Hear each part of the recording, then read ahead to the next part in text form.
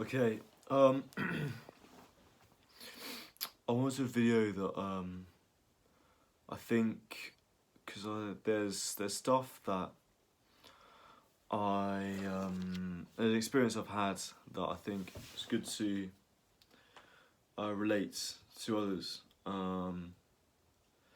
and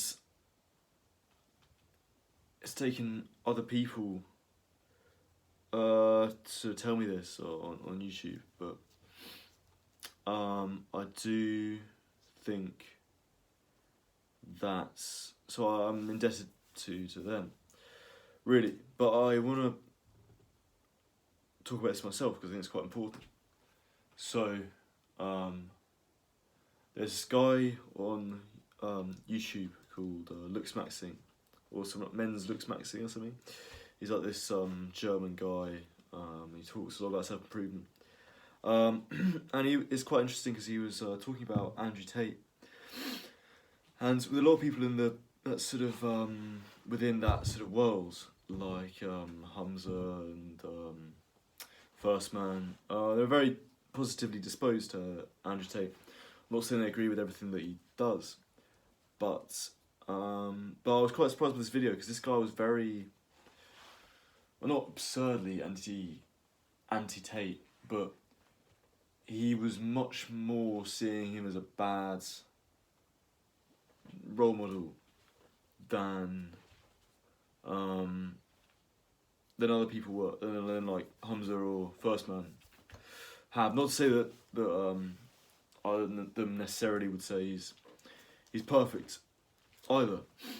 I mean, Andrew Tate's a very interesting character because I think there's a sort of age range where he's just hugely popular, or certainly hugely notorious, one way or another, and it's sort of around probably about as young as early teens, maybe. I mean, I don't really know, but 14, 15, maybe younger. So I'd say around people a bit old, maybe a few years older than me, sort of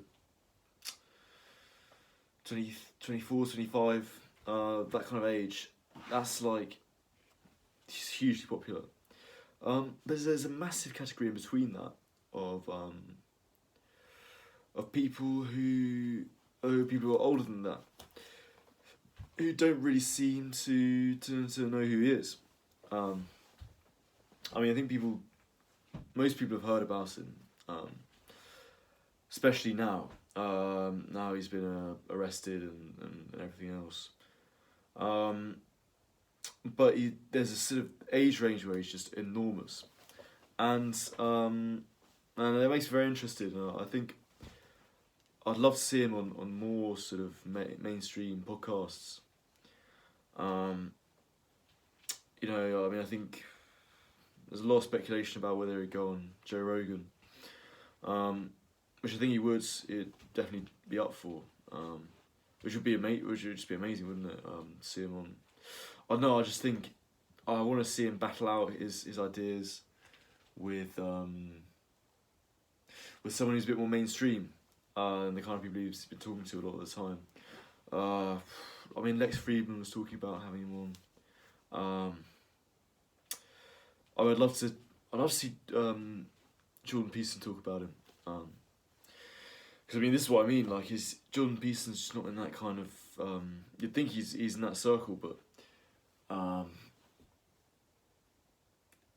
And he is, they overlap massively, but it seems like Jordan Peterson's world is slightly different such that he doesn't, when I was seeing him talk recently, he hasn't gone out of his way hasn't to my knowledge said anything about him at all, ever. I think Ben Shapiro has. But I'd love to see what more mainstream people think about it. And in a sense, why do I care? Like, why do I care that he's goes on Joe Rogan, or why do I care what Jordan Peterson thinks about him and all the rest of it? And I think, but I think the reason for it is now I think about it is because he is such a interesting, sort of confusing character. He has this real love or hate sort of cult following. And yeah, I mean, he's quite a. There's a lot to get through there. There's a lot to get through. And I really have made my mind up about him at all, in many regards. I mean, I see him in some videos and I just think, what a great guy, what a brave person to say the kind of things he's saying. And what a disciplined, principled man.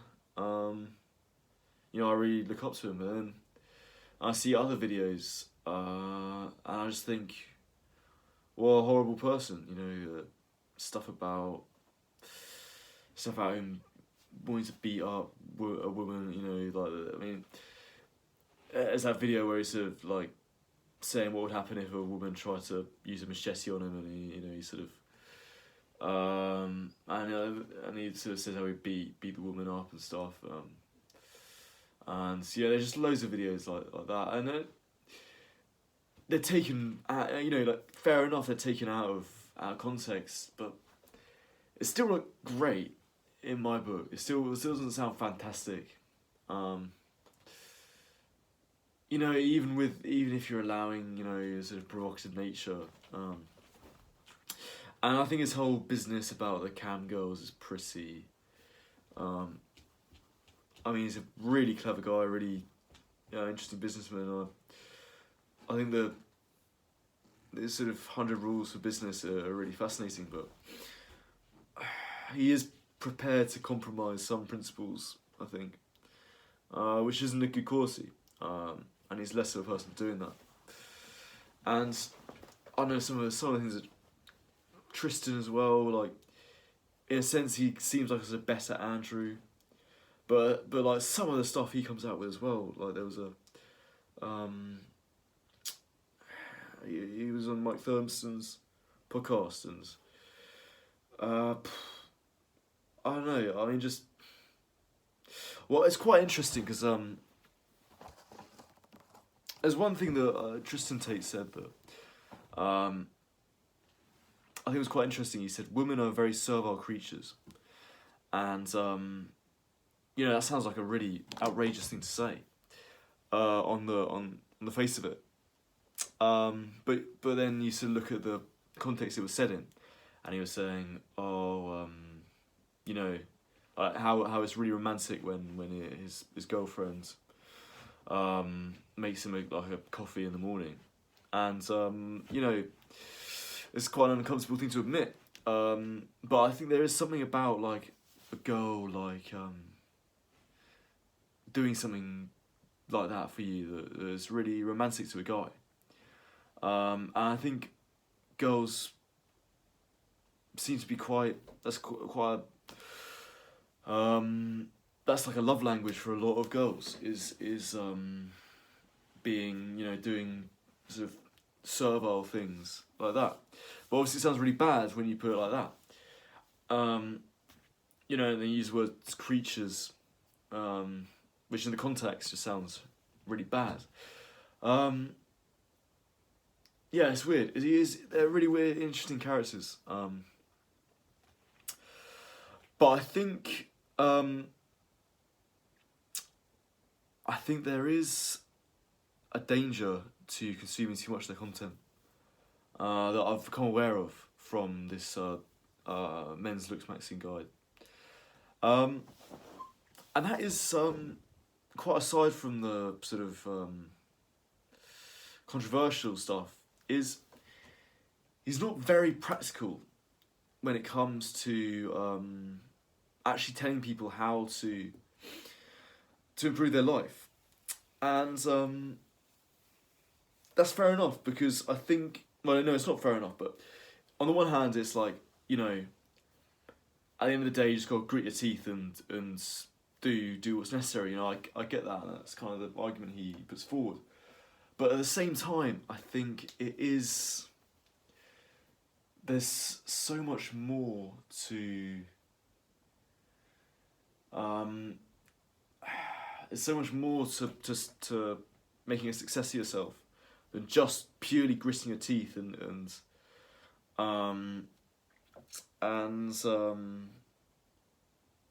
fighting it out. You know, because I mean, I had because any old idiot can just say, I'm just gonna work harder today or tomorrow. You know, I'm gonna wake up at 5 a.m. tomorrow. Oh fuck it, it's 1 o'clock now. Doesn't matter. I don't need sleep. You know, Andrew Tate doesn't need sleep, so why do I? And you know, it's like, yes, you do, mate. You know, and what I liked about coming into the sort of more established self-improvement space with people like Hamza and First Man is they all say stuff like, yeah, no, you do need 8 hours sleep. Like, that's a good idea. And it's like maybe he does just have like 5 hours sleep. Maybe he doesn't. Maybe he's lying. But it's just not. Apart from the sort of raw motivation, there's not a lot I really gain from him. To be gained from him, generally, in terms of self-improvement. And similarly, I mean, I kind of think the same thing about David Goggins. You know, I mean, those kind of YouTube videos where he's just on a bench press and he's like, he's just like, I mean, there are some things that he says that are, you know, funny and interesting and insightful. And I think he's a great guy. I mean, I'm very less ambivalent about David Goggins than I am about Andrew Tate. I think David Goggins is a really real hero, you know. But at the same time, I don't think there's much that I really gain from him, apart from, you know. I mean, I want to look into him more, but it's just like, yeah, he's just off the scale tough. And he's, you know, puts himself through ungodly amounts of human endurance, and yeah, it's just kind of hard to, you know, that's just, he doesn't really explain much about how else to do it. I mean, he talks a lot about why you should do it, and I mean, that podcast he went on with Chris Williamson is great for its philosophical insights and just getting a sense of David Goggins the man and everything else. But it's not problem with him and with Andrew Tate is it's not really practical. And what I love about Hamza and First Man and I've got as a guy, a good friend of mine called Morgan Bedford, who also has a self-improvement YouTube channel, and he's sort of, I've had him on the podcast, and he's a big proponent of this himself, slightly more of an extension of Hamza and First Man. As he says, he's really big on this idea of about the methodology, you know, like, and just really sort of, it sounds a bit of a pussy thing to say, but like sort of forgiving yourself and understanding the mechanisms behind how to improve yourself, rather than just purely just Andrew Tate's steroid, you know, injection into you the whole time. And I have a lot of time for that approach, only because, you know, don't get me wrong, like, at some point you do need to just grit your heels into the tarmac, and, you know, just you know, you do need that discipline, but yeah, like I say, any old idiot can just say, oh, I'm gonna be more disciplined now. It's like, how are you gonna be more disciplined? Well, I mean, why are you even bothering to be more disciplined in the first place? Like, well, why does it even matter to you in one sense? Yeah, so I don't think it's very terribly good person to follow if you actually want to improve your life. I mean, beyond that kind of initial stage of like realising it, which I guess a lot of guys do need. But what I'm getting at is there's a next stage where you put sort of what he's saying into actual practice. And you need something more than just like oh, I'm just gonna do it because I'm the top G. You know, you need to be a bit of humbleness to figure out how you're actually gonna improve your life, and it's very. In some sense, it's easier, but in some sense, it's much harder because, it's difficult to plan things through, and it's a long journey, and you've got to be patient. And I suppose to illustrate this more is a lot of the guys who are like really sort of hardcore into Andrew Tate are people who really embody his life philosophy. I'm not seeing the results, to be honest. I mean, I saw I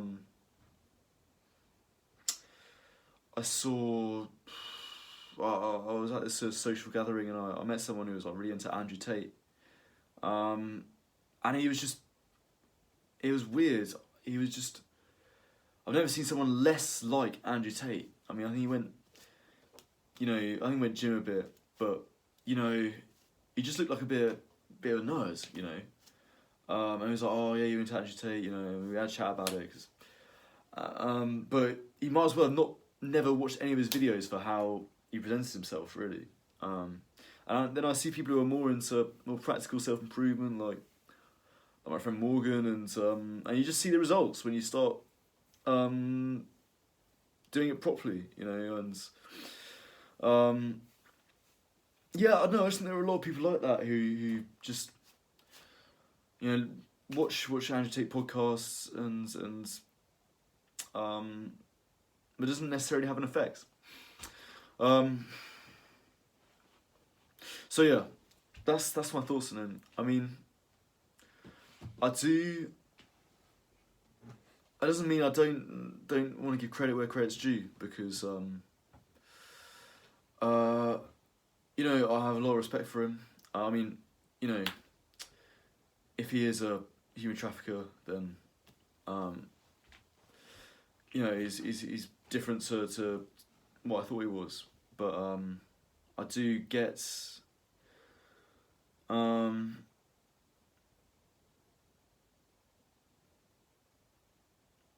do get the sort of value of him at the same time. And I'd like to meet him one day, and just really see what he's about. But just in terms of practically, I think if you want to practically improve your life, he's probably a good place to start. But you got to get onto like some proper like practical stuff as soon as you can, because that's gonna set your life up properly. So yeah, I hope this makes sense. Let me know if you agree or not. Very interesting character. It's interesting to see how it all unfolds.